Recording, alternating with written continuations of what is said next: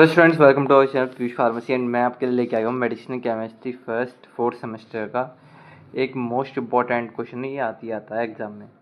What are sedative and hypnotics, classify them, give SAR of benzodiazepine and synthesis of diazepam.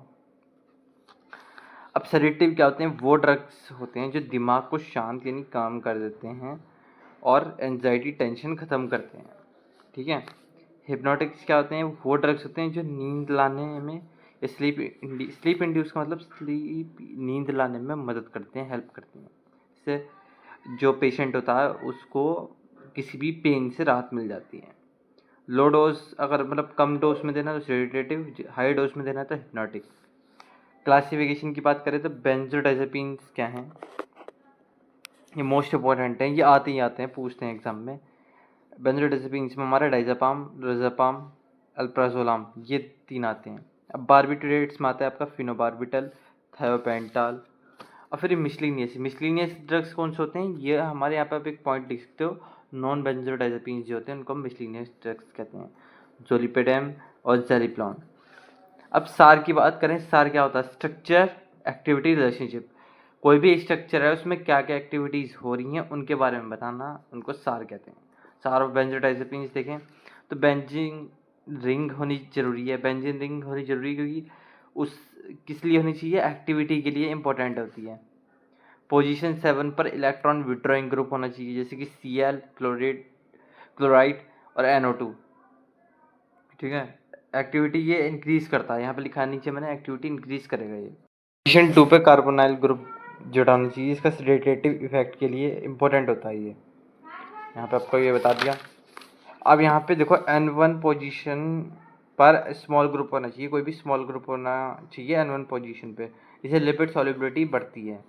Phenyl ring CS position पे phenyl ring होनी चाहिए, जिससे activity strong होती है। ये मैंने हिंदी में बना रखा, आपको इजीली याद हो जाएगा। अब सिंथेसिस की बात करें और देखो मेडिसिन केमिस्ट्री में 3 चीज़ें बहुत इंपॉर्टेंट होती हैं। पहली चीज़ तो ये क्लासिफिकेशन, डेफिनेशन तो आराम से हो जाती है, क्लासिफिकेशन बहुत इंपॉर्टेंट होता है। दूसरा होता है स्ट्रक्चर, इलेक्टिविटी, रिलेशनशिप, यानी कि सार के ही नंबर मिलते हैं। क्लासिफिकेशन, सार एंड सिंथेसिस। स्ट्रक्चर अच्छे से याद कर लोगे, क्लासिफिकेशन, सार, सिंथेसिस, ये 3 चीज़ अच्छे से कर ली तो मार्क्स अच्छा आएंगे। और यहाँ पे देखो ये था, यहाँ से हमने यहाँ पे ये लिया, इसके बाद फिर यहाँ से ये प्रोडक्ट बना। ठीक है, यहाँ से फिर अपना ये प्रोडक्ट बना के देखो यहाँ से कितनी बड़ी सिंथेसिस है, बाद में जाके हमारा डाइज़ेपाम बना है जिसको हमें बनाना था, तो ये बहुत हार्ड हो जाती है। तो अब इसके स्टेप्स बताऊँ तो सेकेंड अमीनो 5 क्लोरोफिनॉन से स्टार्ट किया हमने, उसकी रिएक्शन कराई ग्लिसाइन ईस्टर से। ग्लिसाइन ईस्टर के बाद क्या बना? साइक्लाइजेशन हुआ, साइक्लाइजेशन से एक रिंग बनी, रिंग बनने के बाद मिथाइलेशन होती है, फिर उसके बाद फाइनल हमारा डाइज़ेपाम बना। तो ये सब चीज़ें इतनी थी इसमें। अब मेडिसिनल केमिस्ट्री जो है ना बहुत हार्ड सब्जेक्ट है और आपको 4th सेमेस्टर वैसी है, तो मैंने यहाँ पे कुछ बता रखा है कि how to revise medicine chemistry, how to revise सार कैसे याद कर सकते हैं, ट्रिक या स्टोरी बनाओ। पोजीशंस याद करो, पोजीशन जैसे कि C1 पोजीशन जो यहाँ पर लिखी हुई है ना, ये N1 position, C1 position, ring, ये सब चीज़ों को याद करो, स्टोरी बनाओ। जैसे कि 7 पोजीशन पर एक्टिविटी बढ़ती है, 7 पर लक्की पर पोजीशन बढ़ती है, मतलब इस तरह से आप स्टोरीज बना सकते हो,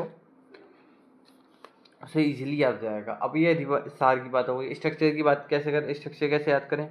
हाफ मतलब हाफ ऑफ पार्ट को बनाओ, उसके बाद स्ट्रक्चर को अच्छे से याद करो, फिर सिंथेसिस भी ऐसी हाफ पार्ट्स बना के देखो। बाकी मेडिसिनल को का हमारा आप 4th सेमेस्टर का क्रैश कोर्स ले सकते हो मेडिसिनल केमिस्ट्री का। उसमें मेडिसिनल केमिस्ट्री में बहुत बड़ी तरीके से बता रखी है, प्रीवियस ईयर क्वेश्चन भी देने हैं, तो जल्दी से जल्दी बाय कर लो। 15 तारीख तक ऑफर है, 15 तारीख तक आप बाय कर सकते हो। अगर आपको अभी नोट्स चाहिए तो आप कमेंट कर देना, PDF में आपको लिंक दे दूँगा जहाँ से आप हमारी साइट पर पहुँच सकते हो। वीडियो अच्छी लगी चैनल को सब्सक्राइब, वीडियो को लाइक कर लें।